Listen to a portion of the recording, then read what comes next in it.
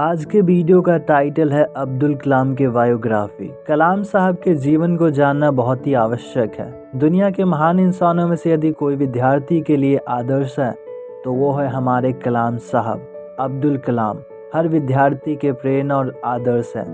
यदि कोई किससे पूछता है कि तुम किसकी तरह बनना चाहोगे तो अधिकांश विद्यार्थियों का जवाब होगा अब्दुल कलाम की तरह। आज हम उसी अब्दुल कलाम के जीवन के बारे में जानेंगे जो हर इंडियन के लिए एक मोटिवेशन और आइडल का स्रोत है।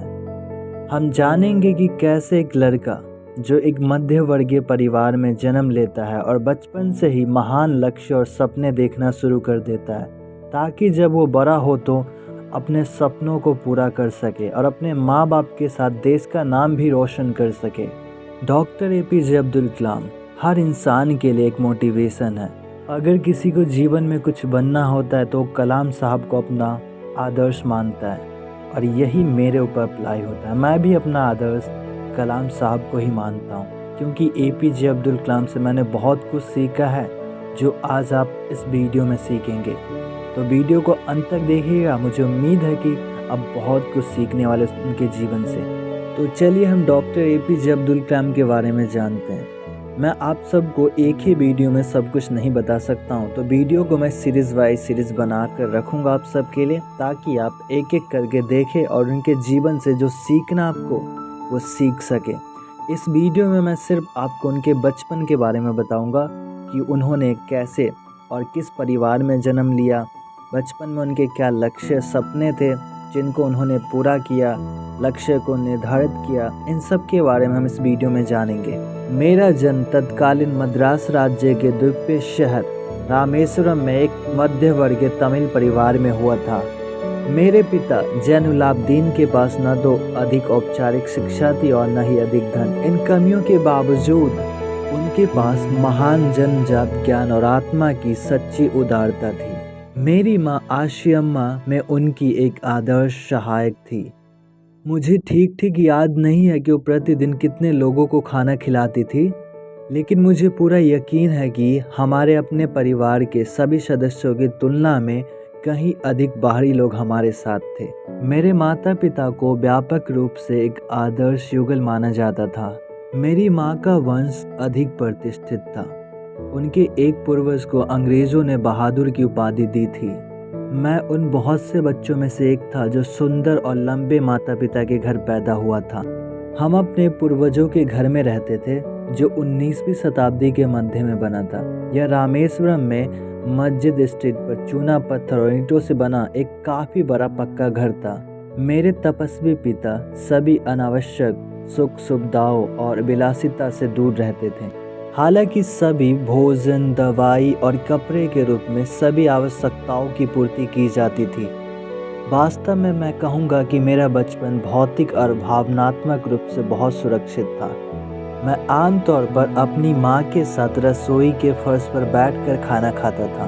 वह मेरे सामने केले का पत्ता रखती थी जिस पर वह चावल और सुगंधित सांभर और तरह तरह के तीखे और घर के बने अचार और ताज़ा नारियल की चटनी का एक बड़ा चमचा रखती थी। प्रसिद्ध शिव मंदिर जिसने रामेश्वरम को तीर्थयात्रियों के लिए इतना पवित्र बना दिया था, हमारे घर से लगभग 10 मिनट की पैदल दूरी पर था। हमारा इलाका मुख्य रूप से मुस्लिम था, लेकिन वहाँ कुछ हिंदू परिवार भी थे जो अपने मुस्लिम पड़ोसियों के साथ सौहार्दपूर्ण ढंग से रहा करते थे। हमारे मोहल्ले में एक बहुत पुरानी मस्जिद थी जहाँ मेरे पिता मुझे हर शाम को नमाज पढ़ने के लिए ले जाया करते थे।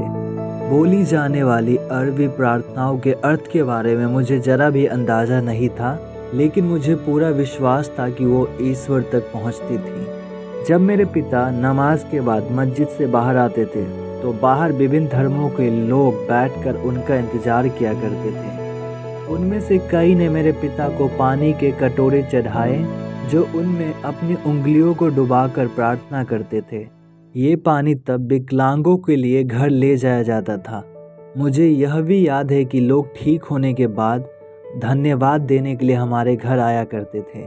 मेरे पिता हमेशा मुस्कुराते थे और उन्हें अल्लाह दयालु और उदार का शुक्रिया करने के लिए कहते थे।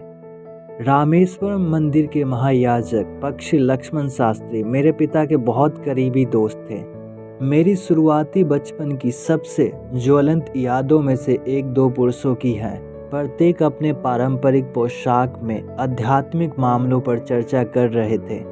जब मैं सवाल करने के लायक हो गया तो मैं अपने पिता से प्रार्थना की प्रासंगिकता के बारे में पूछा।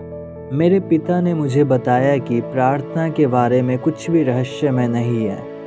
इसके अलावा प्रार्थना ने लोगों के बीच आत्मा की संगति को संभव बनाया है। जब आप प्रार्थना करते हैं, उन्होंने कहा, आप अपने शरीर को पार करते हैं और ब्रह्मांड का एक हिस्सा बन जाते हैं जो धन, जाति, आयु और पंथ का कोई विभाजन नहीं जानता है। मेरे पिता सरल भाषा में नीचे जटिल आध्यात्मिक अवधारणाओं को आसानी से व्यक्त करते थे। टू अर्थ तमिल उसने एक बार मुझसे कहा था, अपने समय में अपने स्थान पर वो वास्तव में क्या है, उसके पास अच्छे या बुरे तक पहुँचे। हर इंसान प्रकट ईश्वरीय अस्तित्व के भीतर एक विशिष्ट तत्व है, तो कठिनाइयों, कष्ट और समस्याओं से क्यों डरे। मेरे पिता ने मुझे बताया, जब मुसीबतें आती हैं तो अपने कष्टों की प्रासंगिकता को समझने की कोशिश करें। प्रतिकूलता हमेशा आत्मनिरीक्षण की अवसर प्रस्तुत करती है। सो माय डियर फ्रेंड्स, मुझे उम्मीद है कि आपको वीडियो बहुत पसंद आया होगा। आपने डॉक्टर कलाम के बारे में कुछ जाना होगा, उनके बचपन से कुछ सीखा होगा। अगले वीडियो में आप सबको बताऊंगा कि डॉक्टर कलाम ने अपने पिता से क्या क्या सीखा और अपने जीवन में उन्होंने कैसे अप्लाई किया, अपने लक्ष्यों को कैसे हासिल किया। हर चीज़ को हम एक डिफरेंट वीडियो में जानेंगे, क्योंकि अगर मैं आप सबको एक वीडियो में बताऊं तो संभव नहीं है, बहुत लंबा वीडियो हो जाएगा।